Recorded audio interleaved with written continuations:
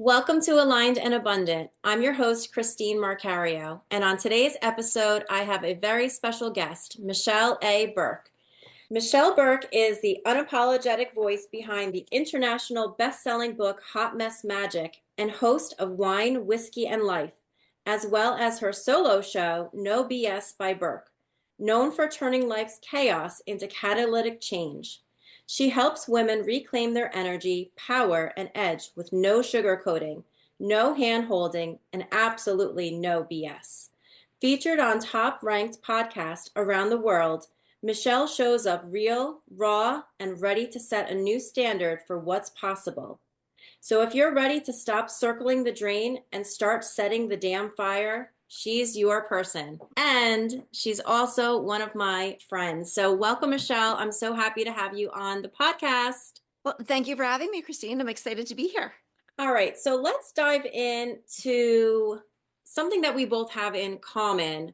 We, at one point in our lives, were both school teachers, and while that filled the bank account, it may not Did it? necessarily, I know, right?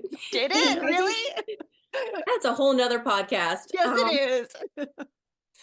It may not have necessarily filled our cups with the joy that we were looking for in life. And both of us pivoted out of the traditional sense of public school teaching to find deeper, more aligned passions with our lives.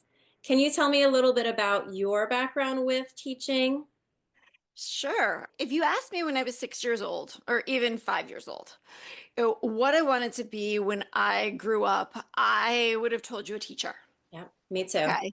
We had our front porch, like a three-season room, and we had a little table set up, and I had my blackboard set up, and I would play school out there with my friends, and I was always the teacher.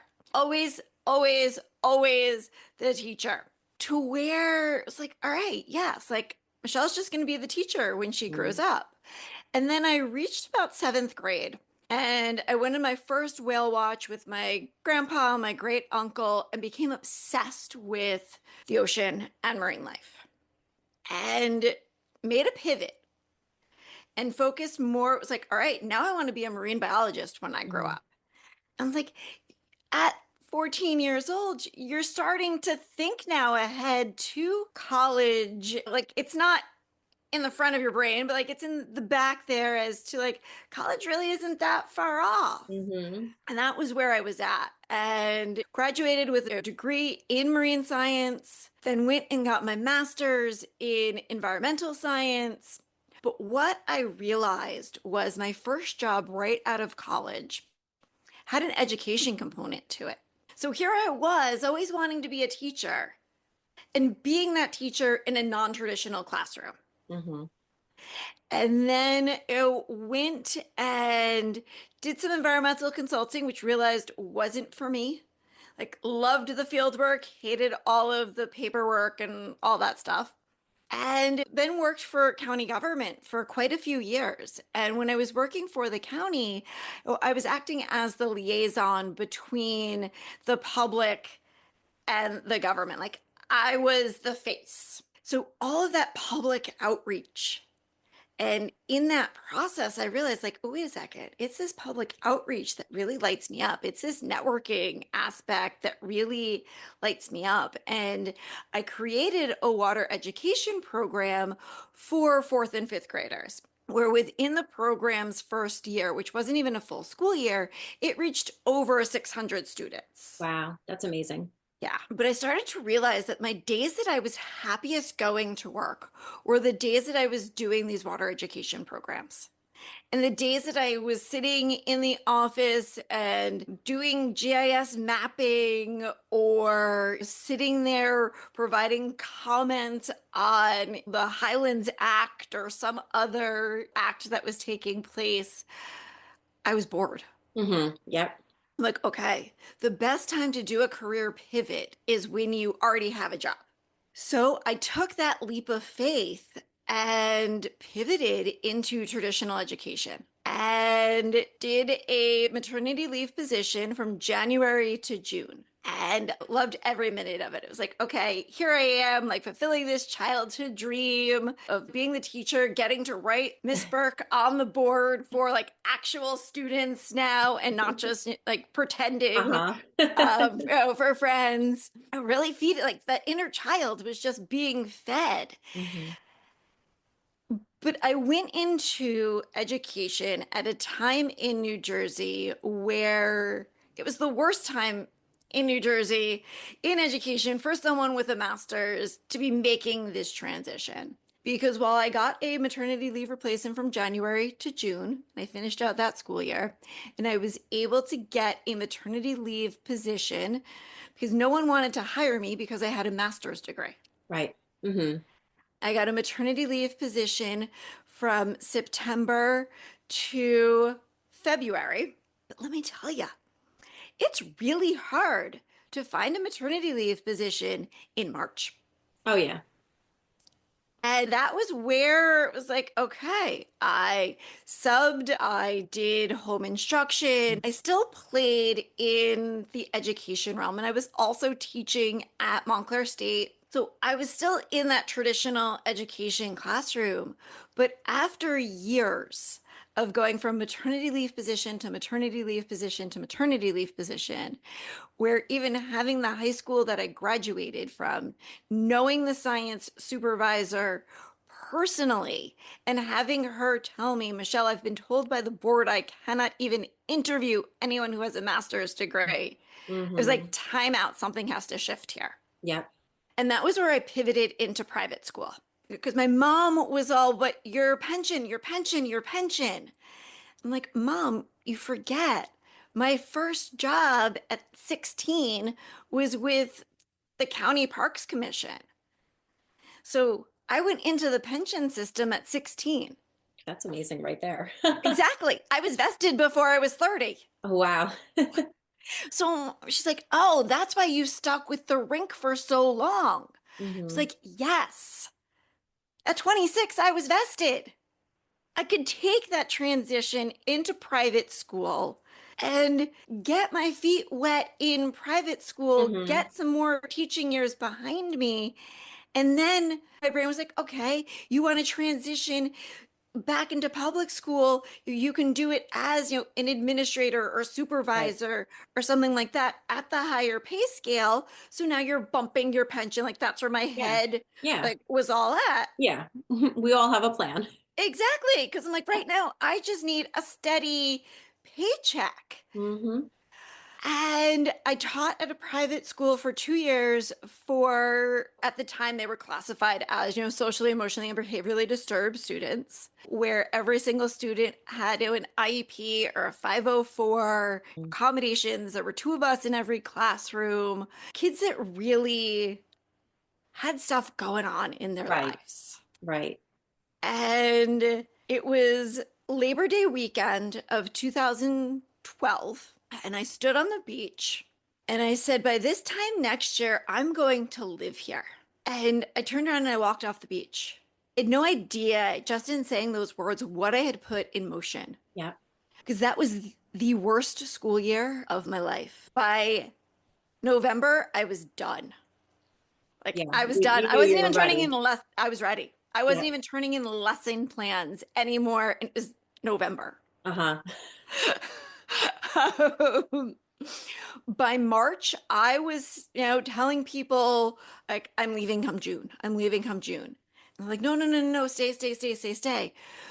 Where I was within my own growth, within my own transformation, was also taking place. Right. You knew it was time I knew it, I knew it, to shift gears. I knew it was time to shift gears.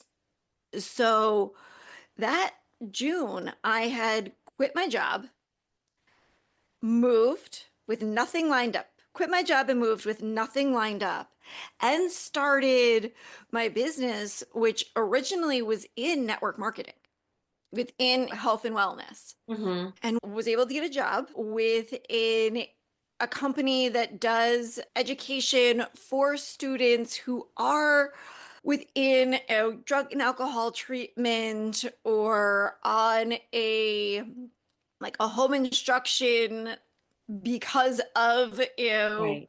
Right. you know, whatever the issue might have been. Mm-hmm.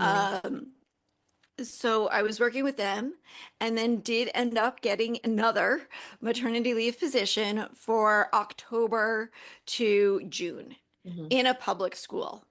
And I was like, okay, this is it. This is my deciding factor. Yeah. I'm going back into a public school, back into a traditional classroom. It's basically the whole school year.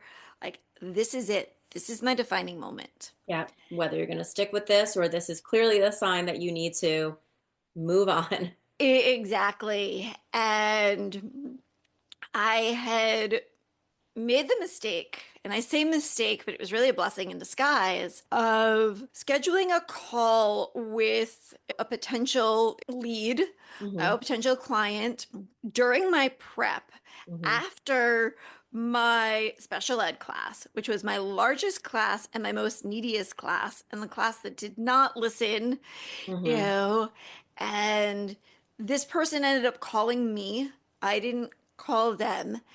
And I picked up the phone and it's like 11 something in the morning. Mm-hmm. And I pick up the phone and I say hello to him. I'm all flustered because I just had a class from Yeah. hell and I wasn't grounded. I wasn't centered. And he says to me, he's like, well, call me back when you're not drunk because you sound like you're drunk. You sound like you've been drinking. Oh my gosh. Exactly. And I was like, excuse me, I'm also an eighth grade science teacher. I just had a very stressful class. I am completely flustered right now. You're catching me off Right. guard. Like, this is why I sound the way that I sound because I'm literally being pulled in multiple directions right now. Right. Right. And he hung up on me. And I went and I sat at my desk and I just realized in that moment where it was like, all right, something's got to give here. Right. Right. Because this isn't who you are. This isn't who exactly. This isn't who I am. And having my principal ask me to do things that Mm-hmm. did not sit right with me, Mm-hmm. total out of integrity, sending me an email asking me to change students' grades. Mm-hmm. The grades that they had were preventing them from being on high honor roll and receiving certain awards at the end of the year. Mm-hmm. I'm like, okay, they're eighth graders. I get it. Oh, they needed a 92, and most of the kids had a Yeah. 91, a Yeah. 90. Okay, Right at the fine. cusp. I don't, those grades, I don't mind. Right. Get to the last student on the list, and this student had an 86. Mm. It's a big jump. And that's a bit exactly. Mm-hmm. And the principal secretary was CC'd on the email. And I'm sitting there and I'm looking at this and I respond. I change all the grades to 92s, walk into the office to sign out, which I never really did, but today, for whatever reason, I did. Huh? And she looks at me and she goes, I can't believe you did that. I know why you did it, but I can't believe you actually did it. I said, yeah, neither can I. I said, I'll definitely be stopping at the liquor store on my way home and grabbing a bottle of wine as I reflect on this one. Right. Right. And the reason why I had to change that student's grade was because of the bureaucratic BS that takes place within our education Yep. system. That they don't tell you about in college. Exactly, because this student's parents were on the board. Mm-hmm. Yep. And that was why I had to change the grade. Wow. And as I sat there, I was like, no, these games don't resonate with me. Right. Absolutely. You're like, this is out of integrity. This doesn't, I'm like, no, like, this isn't helping this child in any way, shape, or form. Mm-hmm. And that was where that June I left. It's like a series of small events Small events. all led you to the awakening that you're like, okay, this is confirmation that this really is If not it where I am meant to be. be And how many more things exactly. have to happen before I really just say, okay, Okay. I'm done? Done. Exactly. But I left. Come September, I'm looking at my bank Of account. course. I'm looking at my bank account and I'm going, all right, like, yes, I enjoyed my summer and it's September, it's time to like, buckle down Yeah. again.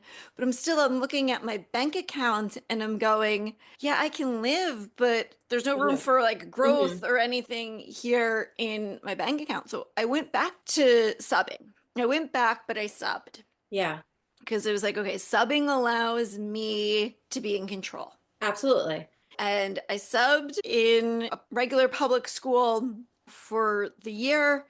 And then the next year, I was like, you know what? No, I don't want to sub in that school anymore. I was doing home instruction, and the opportunity crossed my path to sub at a school for the same type of students I was teaching at previously.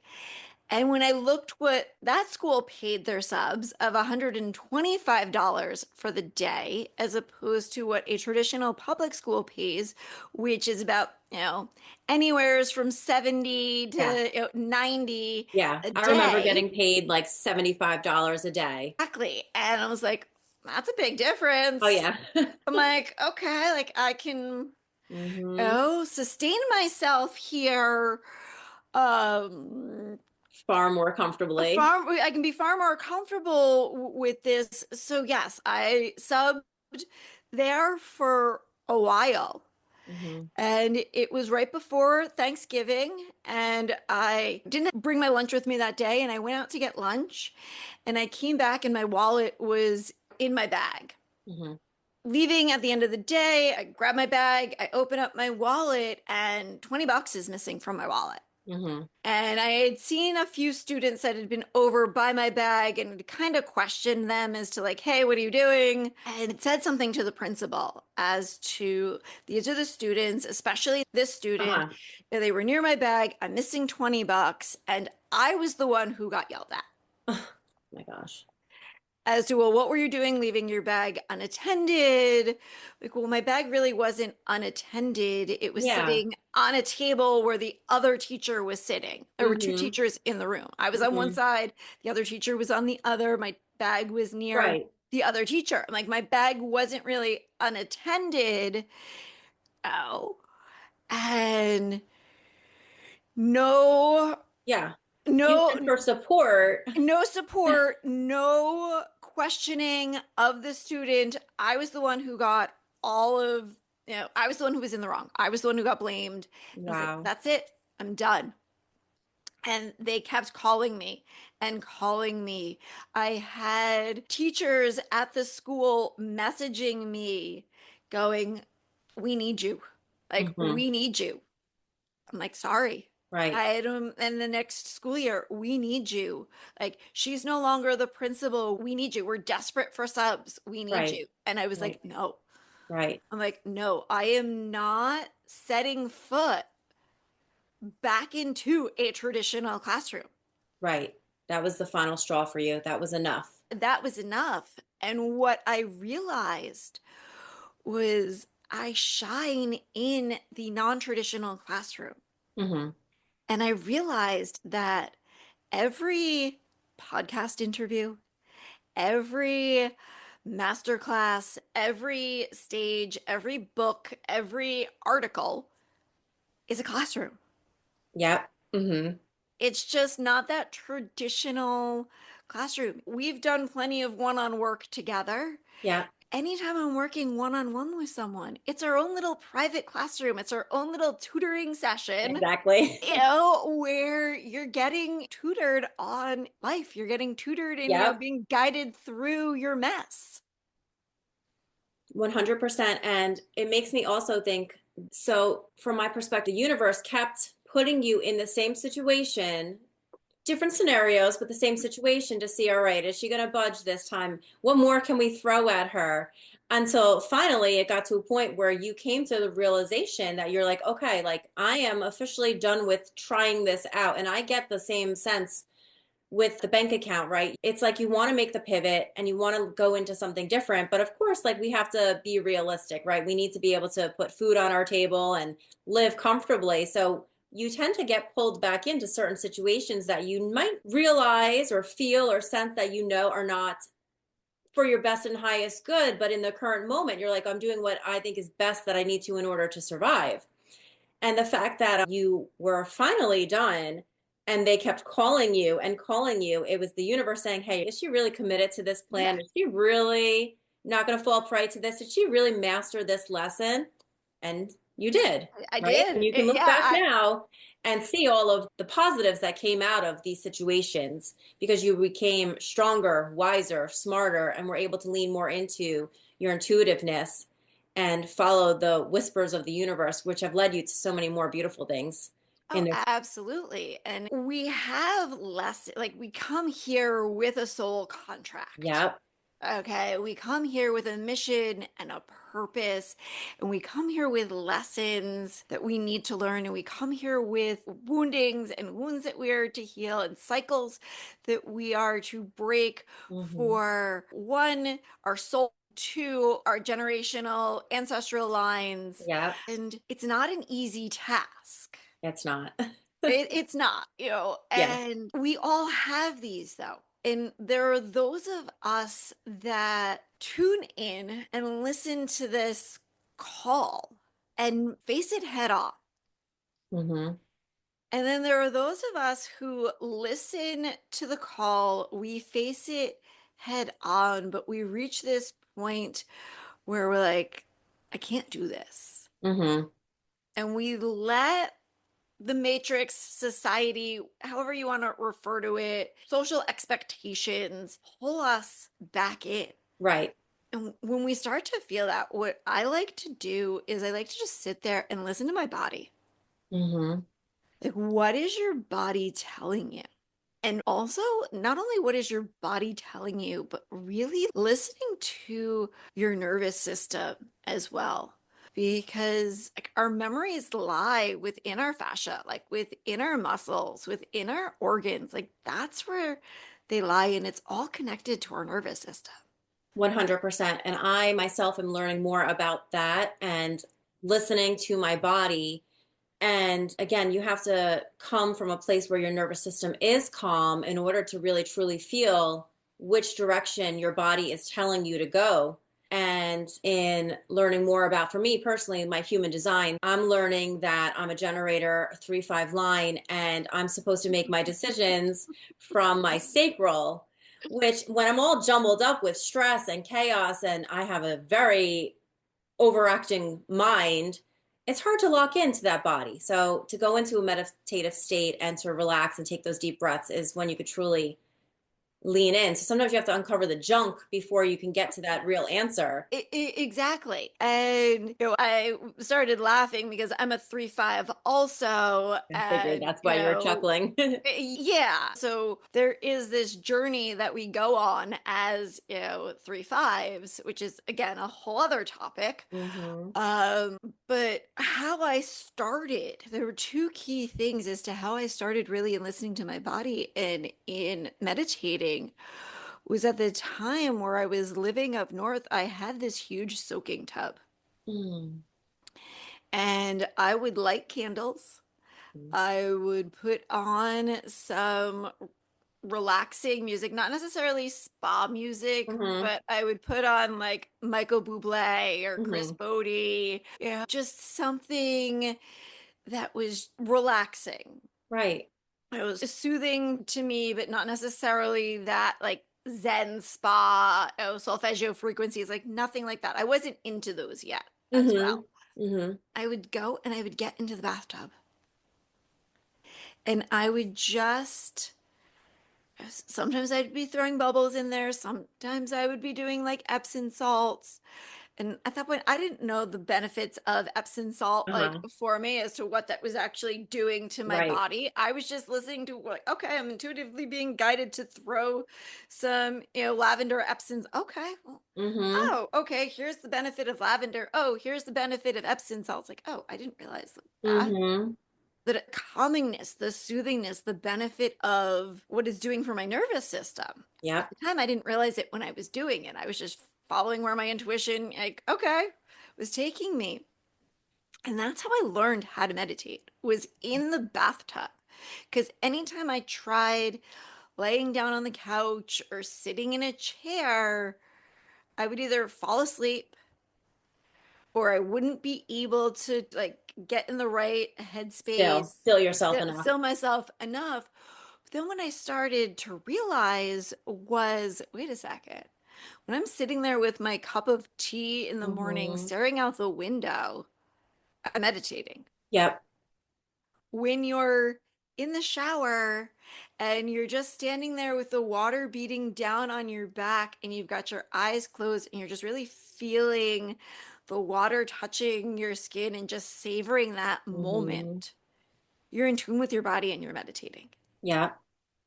When you're driving and you get from where you were to where you're going and you're like, how the hell did I get here? You were in a meditative state. You were in autopilot. You were in a Yes. meditative state and you just knew what to do. That's why we get some of our best ideas and downloads in the bathroom and in the car I was just going to say that. Yes. because we're in this relaxed state. We're Yeah. in our little, Bubble. bubble, our little protective bubble where, we can be exposed. Mm-hmm. I love that. And it's so funny that you say all these things because that is literally my jam. I love taking a bath with the Epsom salts. And again, it's so therapeutic and relaxing. And again, I do some of my best work in the Hmm. bathtub also. And some people like think it's funny, like, oh, you're a grown adult taking baths. I'm like, that's like one of the highlights of my day, like because it's me time, it's relaxing time, it's my time to connect to source, to see what little pulls or tugs or ideas come across through my mind. And I love that. So it's so funny. And again, your intuition was telling you, right, what you needed to do, and you didn't really fully understand the true benefits of it until it came across your path and educated you. But like that is such a beautiful thing too. I know that you are very intuitive. I think that's in fact how we met. I think Yes, we it were in is. some type of intuitive development class at one point. So it's just really amazing the information that you get without even realizing it. And then once you realize it, it's just so mind opening and it leads you to so many different paths. Absolutely. And what's coming to mind right now is something that someone who both of us have worked with had told me this, and it was Robin who Okay. had, said this to me was keep a journal Hmm. of your observations throughout the day. So at the end of the night, and this is what I did, at the end of the night, I would do my gratitude. Hmm. And then after my gratitude, I would write observations. Hmm. And it was just my observations from the day. A song that I might have heard multiple times that wasn't a top 40 song. Hmm. The way that I felt when I heard a particular song, because I had a lot of messages through song. Oh, I saw five cardinals today. I saw two bald eagles Hmm. today. Saw some man walking down the street singing this song that I keep hearing on the radio. Just your observations, whatever they might be, even how you were feeling, just writing those down at the end of the day and not paying any attention to them, like not analyzing it at all. Get to the end of the week and read all your observations. Uh-huh. Then get to the end of the month and read them all from the beginning back. And you start to put the pieces together. Hmm. You start to see patterns. You start to make sense of certain things. You start to see the signs that the universe is giving you that you're That, not even realizing. yeah, I was gonna say that sounds like such a powerful practice. Yeah, I was so glad when Robin told me I to do love that that. because it just changed something for me. And it's something that Yeah. So I still do Hmm. when I'm in those moments of, why can't I figure this out? What am I missing? What am I not seeing? It's like, okay, wait, observation time. Turn my science brain, because that's what Robin said to me. She's like, you need to turn your science brain back on. Oh my gosh, I love that. Yeah, it's like I turned my science brain back on and went and did the research. I collected the data, Yes. all right? Like I collected the data to Hmm. show me, like, oh, okay, Oh my gosh, I love here's that. the answer. Here's the result. Right. Like we're And the it's experiment. And I was going to We're say, it's so wild because in this exercise, really, like the universe is clearly handing you the data. But because exactly. our It brains totally are like is. so busy with like being on the hamster wheel, we don't see it. But when you're collecting the data and you sit and you look at it and you analyze it and you make peace with like, oh my gosh, like, wow, I cannot believe A, B, and C happened and it all leads to this. And it makes sense. And like you have that mind blown epiphany. Exactly, because at the end of the day, we might not remember what we ate for breakfast, but we might chuckle at the fact that we heard bye, bye, bye, 5 times on the radio. When you were driving to the job that you don't want to be at anymore, but Exactly. It's like, okay, I got you. Like, I yep. don't get you, but now I get you. Uh-huh. Oh my gosh, I love that. And I find music also has a tendency to communicate with you because, for example, the other day I was driving, my daughter was sick, and I ended up bringing her to the emergency room. And on the way, I was, praying to the angels, and I was like, all right, give me a sign, everything's going to be okay. And literally, the radio host said love and light. And that's all I heard from her. And I'm like, that's weird. Like, why would a radio host say that? Like, it doesn't really feel like that fits. Yeah. And then in the song that played, it was something about your angels watching you. And I was like, oh my God. I was like, that is such amazing and beautiful confirmation. Like, thank you, universe. And then the rest of the lyrics were out the window. I had no collection of what they were, but I was like, all right, I'm good. I'm guided. I'm going, you know? Exactly. And they're always talking to us. Like we're never alone. Yeah. Another, and this is another Robin goodie, is when we're in those moments, is show me the truth which will set me free from the demons of my mind. Yes. And this can be shifted multiple ways. So, show me the truth which will set me free. Show me the truth which will set me free from the demons of my mind. Show me the Mm-hmm. truth which will set me free from my financial demons. Mm. From Hmm. the financial demons of my mind, from my relationship demons, from, whatever the demon is that you are fighting, Hmm. or whatever it is that you're trying to let go of, or the struggle that you're in. Like, show me the truth, which will set me free from the blank demons. Exactly. It works because you start to see it. Exactly. It's when you have to sit down and almost like step back, step away in order to be revealed more guidance, more information. It's always there, right? It's always there right in front of us. Exactly. It's a matter of getting onto the right frequency in order to see it. You might be like looking for something and it's like literally like right in your hand or right in front of you sitting on your desk. But if you're not in the right frequency of seeing it, you will literally look right past it. Exactly. And that's where it's like, all right, show me the truth. Like, show it, like, give it to me. Like, I'm asking you, and don't hold back. Mm-hmm. Because sometimes, actually, not sometimes, all the time, our ego gets in the way. 100%. The ego gets in the way, the fear gets in the way. Yeah. And it's sitting there going, I'm safe.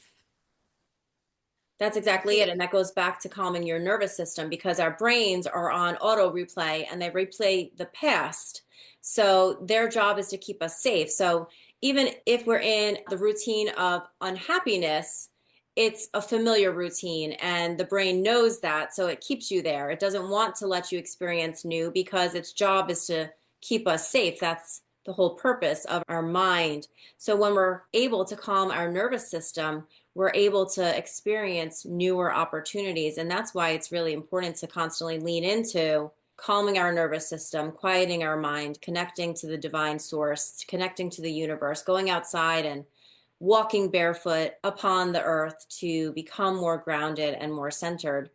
Because if not, our ego will just take over and just run the show completely into the ground, where our soul is begging to be freed and to go back to like the creative kids that we were. And that's really where our best work comes from, when we're allowing ourselves to be creative, to be inspired, you know? Exactly. And I had a guest on Wine, Whiskey, and Life last week. Well, we recorded the episode where we were talking exclusively about creativity. Hmm. And one of the things that we were also talking about was imposter syndrome. Oh, yeah. Okay. And as to how, like, the imposter syndrome, it's inevitable, it's gonna come up. But what she said was just so profound, and it really is shifted so much in me, was use that imposter syndrome to inspire you. I love that. Yeah. So use it to inspire you, because that feeling that you have, that imposter feeling that you have, is your ego. It's your ego. It's the doubt. It's all of that. So use it to inspire you to no, you're not a fake. You're not a fraud. This is who you are. And you're going to change someone else's life and make a difference in someone else's life just by showing up as who you are.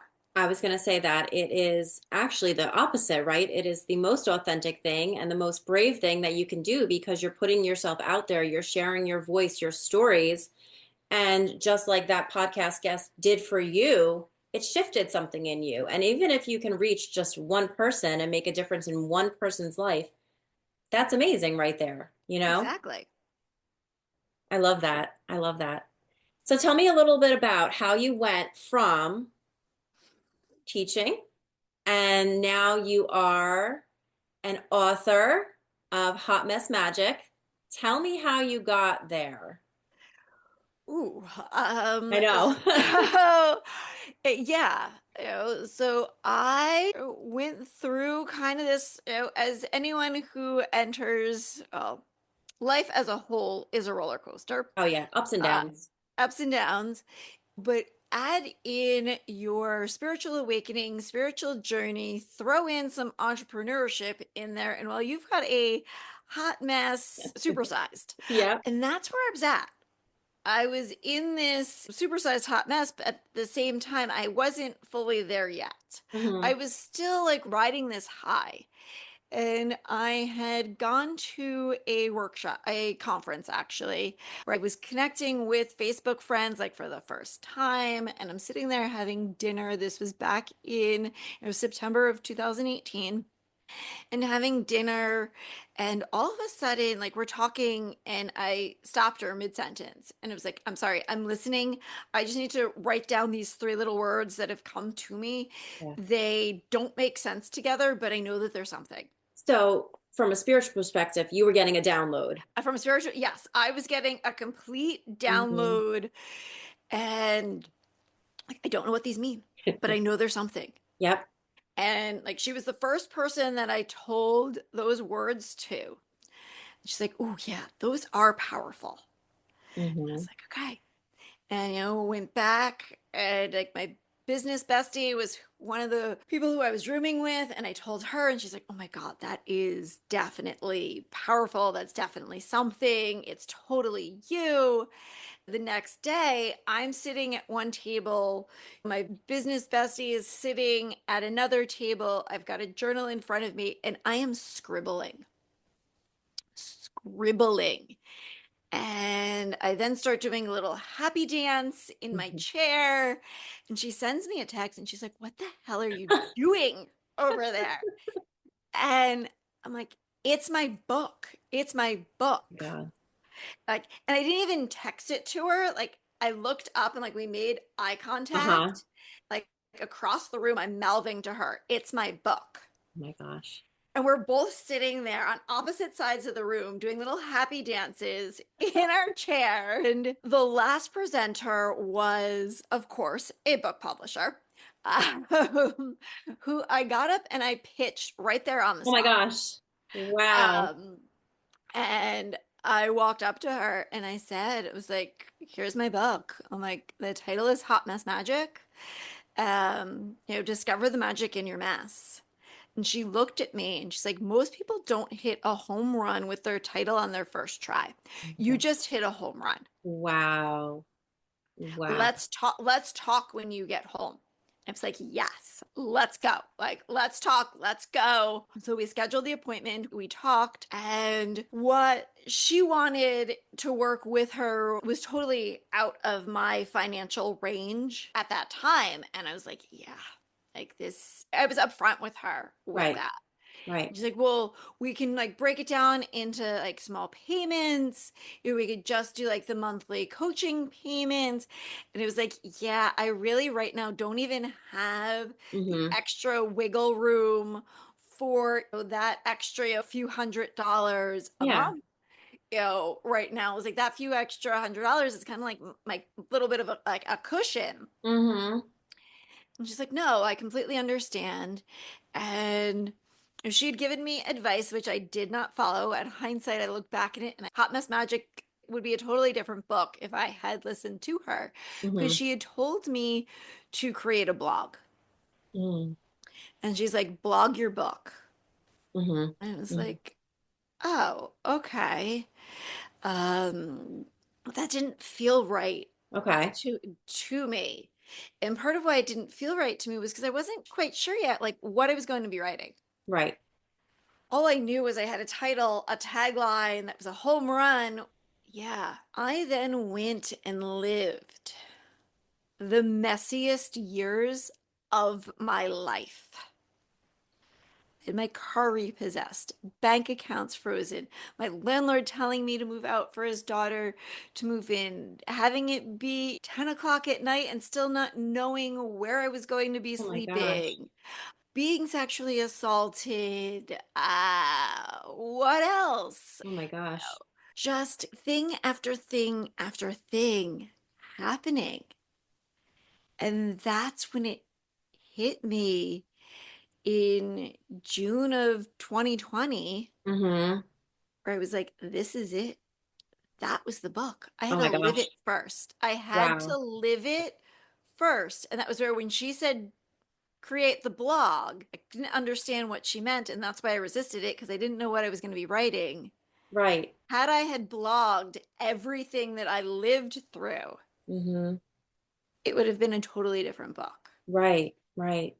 because it would have been written in the moment as Mm-hmm. opposed to sitting there 2 years later unhashing everything again. Right. Right. Right. But that's how the book was a complete download title wise.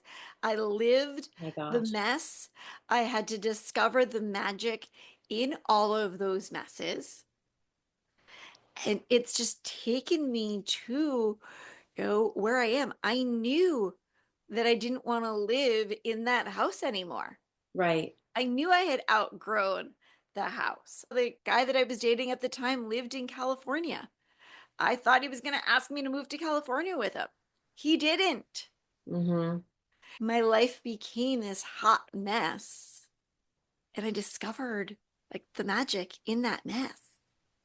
Right. And then you took away all those lessons. Exactly. I took away all those lessons, which I use all Mm-hmm. of those lessons to help others in guiding them through their and showing me like we live in this world of filters and facades Yep. where nobody's life is perfect. We're all going through something. Absolutely. But we all Absolutely. feel so alone and so much guilt and shame when we're going through these things. Mm-hmm. Where we take off the mask, if we get real raw and honest with ourselves and find our tribe, find our support people, which 99.9% of the time are not your family, and get honest and open up to them, we start to normalize these things. We start to take the stigma off of them. We start to feel less guilt and less shame about them. Mm-hmm. You know, when I had my car repossessed, it was 3 days before Christmas. My car was full of Christmas presents because I was getting ready to drive down to North Carolina to spend Christmas with my brother and my niece, where it would have been her Right. second Christmas. It's like 18 months old, fun age, like fun age for, Christmas. Mm-hmm. Um, and yeah, it didn't. Yeah. It didn't happen. Instead, Wow. I had all this guilt and shame and all this ridicule from family and my mom telling me, well, you have to tell everyone who gave you presents why their presents aren't going to be there Oh my for gosh. for Christmas. It's like, do I really have to tell Grammy? Do I really explaining to family members why I'm now at Christmas when everyone thought I'd be in North Carolina, where I just said, yeah, I had an issue with my car. Oh my Wasn't a gosh. lie. I did have an issue with Right? my car. Mm-hmm. Wow. But it wasn't until I had a friend who, who was making good money say to me, yeah, I've had a car repossessed. Okay. Another friend who was, a financial advisor saying, oh, yeah, I had a car repossessed. Like, I laughed at him. I was like, you? Yeah. Don't, it's like, okay. A coach who had, $1 million business, $1 million plus business, say that she had a car repossessed. Normalizing it for me, taking that guilt and that Yep. I was shame gonna say, yep. away. It's like, Yes. all right, it's like, it happens. It does. It happens, and it's important to give yourself grace. And it's Yes. hard when you're in the moment because you're like, oh my gosh, I'm such a failure. I totally Hmm. screwed up. Exactly. And having family members say Put to a you, like, magnifying well, glass on it. the magnifying, well, Yeah. when are you going to give this up? When are you going to get a Real real job. job? Hmm. If you had a partner who was supporting you, that would be a different story. It's like, no, that's all programming. Right. That's all Right. programming. That's all your fears that you're trying to project onto me. 100%. Oh, so that's the other thing is like setting those boundaries and staying true to yourself. And yes, the words are going to sting. Oh You're yeah. gonna, Oh you're yeah. gonna have the bathroom floor moments. Like I've had more bathroom floor crying moments, you know, For me, it was curling the up with kitchen floor. The kitchen floor I yeah, broke down one time. sitting there with the ice cream, the wine, the blanket. It's like feel it, feel the feelings. Like as I say, feel the feelings. Don't become the emotions Yes. because we have to feel them to have them move through our bodies. So the next time we feel them, it doesn't feel as bad. We know how to Right. navigate it. We know that we're not going to die. We know it's not the end of the world. Right. Right. And that's not forever. And our mistakes really are, they can be very painful, but obviously, as I'm leaning more into things that have happened, like they are our greatest lessons. They're the tools Mhm. in our toolboxes that give us the strength to continue to move on to greater and bigger and better things. Absolutely. If we all had a perfect life, there wouldn't be any reward. Do you know what I mean? Yeah, I know exactly what you mean because it's when we're in our messy moments in life that we learn, we grow, we expand. Yes. We also learn like who's there for us, who we can trust because we have people in our lives who they could be our biggest cheerleaders when things are going good and riding that high with you. But the second the shit hits the fan, they're gone. Oh yeah. Oh yeah, 100%. I've experienced that firsthand for sure. Someone Exactly. that you thought was your ride or die, and then Yeah. all of a sudden they're just MIA, and you're like, hey, crickets, where are you? Where are you? Like now is when I need you. Yeah, Like I need someone to help me. Like yes, I can get myself off the bathroom floor, but I need someone to, yeah, listen as I'm getting myself up. exactly. And sometimes all we want is someone just to listen, not to chastise us or give us their advice. Sometimes you really do just want to be heard, you Exactly. know? And going through that myself, I've experienced, some people are there for a season and some people are in your life for a reason. And you may not know how long they're going to be there for until they're either there or they're not. you Oh, know? exactly. And I have the same philosophy as to people come into our lives for a reason, a season, or life. Mm, And within our lifers, there are seasons and there are reasons for those seasons. I love that. And then for our seasons, there's a reason for that season. Oh my gosh, that's so good. And then like those that come into our lives like for a reason, it's like we see that reason immediately. Mm-hmm. Mm-hmm. It's it's the lifers in those seasons and the reasons for those seasons that take us a little bit longer. And like those that come in our lives for a season, it's like and the reason for that season, it's like sometimes it takes us a little bit longer to see that. It's like Mm-hmm. everyone comes into our life, reason, season, or life. We have soul contracts with people. Yep. It all goes back to that 100%. And I was actually just reading something and I don't remember exactly where it was, but basically, oh, you know what? It was in the Akashic Records book by Linda Howe. And it was basically saying like before we come into life, we are shown kind of like our whole life in a glimpse and we agree to it, all the ups and the downs. And those people that come across our path really are there for, like you said, a season, a reason, and life. I love that one now. And, we agree to it. And there's plenty of times where we're like, what was I thinking? Like, I don't think I'm strong enough to get through this. Yeah. Like, can we take divorce off the table? Can we take getting my car possessed off the table? Exactly. Can we take, unexpectedly losing my dad and then 3 weeks later losing my grandma like off the table? Yes. Like even that, like I understand why I had to go through losing two loved ones 3 weeks apart. Like Hmm. I understand that now. Right. Right. Right. But it still hurts because that's our humanness, you know? Exactly. Exactly. And the reason came to me 5 months after, Hmm. Hmm. where it was a couple days after Hot Mess Magic had been released. I was standing in the kitchen and it came to me. I got that download and I stood there and I went, I'm not ready Hmm. because it's a book. Hmm. It's a I love book. It's got a title. And I was like, I'm not ready. that. Hmm. And now, like, I'm at that point where like, I can sit here and tell myself I'm not ready. Like, that's just the human being like, Yeah. I'm not ready. It's like, I know that this book is ready to be written. I know that I'm at that point now in that, grief Right. journey Right. I where love it's like, that. Hmm. all right, I can now write this from that centered space of grief and not the raw, vulnerable Hmm. space of grief.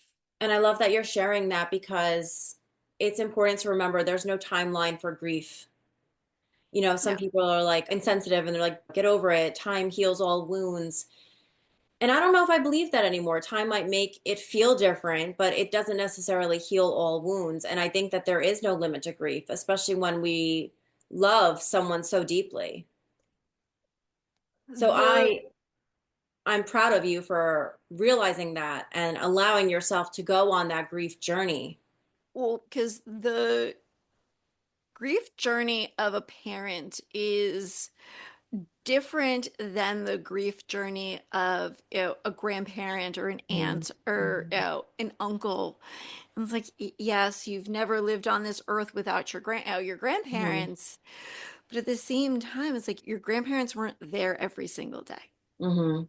Mhm. I mean, unless your grandparents raised you. Right. And it's like you lose a parent, and that's a part of you. And it's a totally different, journey to navigate through, which is all in the book. I can't wait. So tell me where you're at now. You have a new podcast, Wine, Whiskey, And and life. Life, right? Exciting. Yeah. Where can we find your podcast? So you can find Wine, Whiskey, and Life, iTunes, Spotify. All the Uh, things. yeah, all the places. My second show, Yes. my solo show, which I can finally now talk about, is No BS by Burke. Hmm. It is pretty much a complete solo show. There will be guests probably about once a month, but it's those raw, unfiltered truth bombs, I love that. or as I'm calling them, Burke bombs. Love that.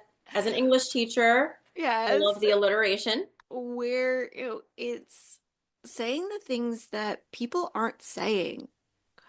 Sometimes we need to be called out. We need to hear the raw Yep. truth. We need something that's going to trigger us to ignite that spark in us.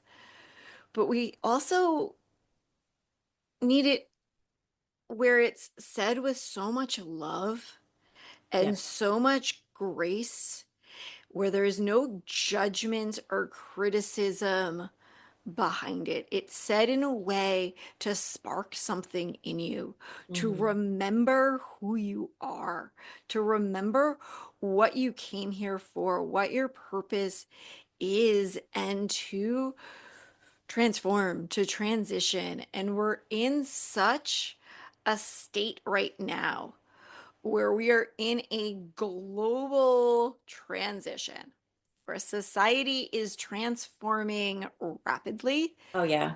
and the world where, first of all, how are we in 2025? I know, right? Um, I'm still 18. exactly.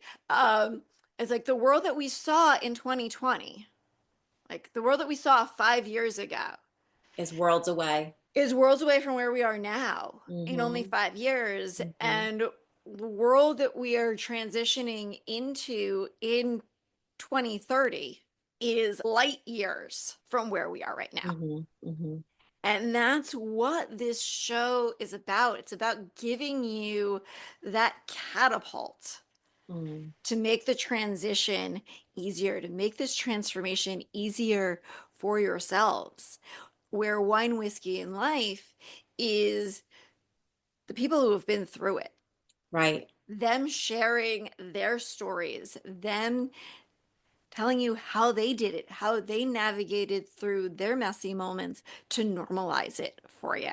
So the shows piggyback off of each I other love that. so that you have the thing to trigger you and then the thing to keep you going. It's like hearing Hmm. someone else's story, hearing what they've been through. It's like, oh, okay, I can do this. That's amazing. I love that. Yeah. I can't wait to tune in and give a listen myself. I know I've listened to a few episodes of the Wine, Whiskey, and Life so far, but I can't wait to hear about your no BS. Yeah. And you also have a clothing line attached to that, right? Yeah, so the No BS by Burke actually started as the merch. Okay. So, yes, it started with the apparel, hoodies, t-shirts, mugs, journals are coming. Okay. Um, that's what it started as. And I put it out there before in true manifesting generator fashion, Uh-huh. put it out there before it had fully marinated Mm-hmm. Mm-hmm. and realizing that, oh, okay, it's a podcast and these are the things that go with it. It's Love like, it. okay. So, yeah. That's awesome. All exciting things. I'm going to put all the ways to follow you, find you in the show notes. And from the bottom of my heart, I want to thank you so much for being on my podcast. And I personally look forward to hearing more about where your journey goes and following your path. Yeah. And this has been so much fun. Yes, it does. Thank you for having me. And I'm You're excited to see welcome. where your journey goes Oh, thank you so much. I know, right? because it's been a fun, wild ride at watching your growth and your transformation as well. Thank you. Thank you. I know to think that we both started in such a different place. And but it's funny because we both started in a similar place. Like I too had a porch. It was screened in, and that's where I had my pretend classroom and I would grade all Mm-hmm. my papers and you either got an Yep. A plus or an F, with the horrible red pen. And here we are now, right? Exactly. Oh, So, life just has its way of weaving weaving. things together. Oh my gosh, yes, we said the same words. Look at that. Oh my gosh. All right. Thank you so much, Michelle. You're welcome for having me.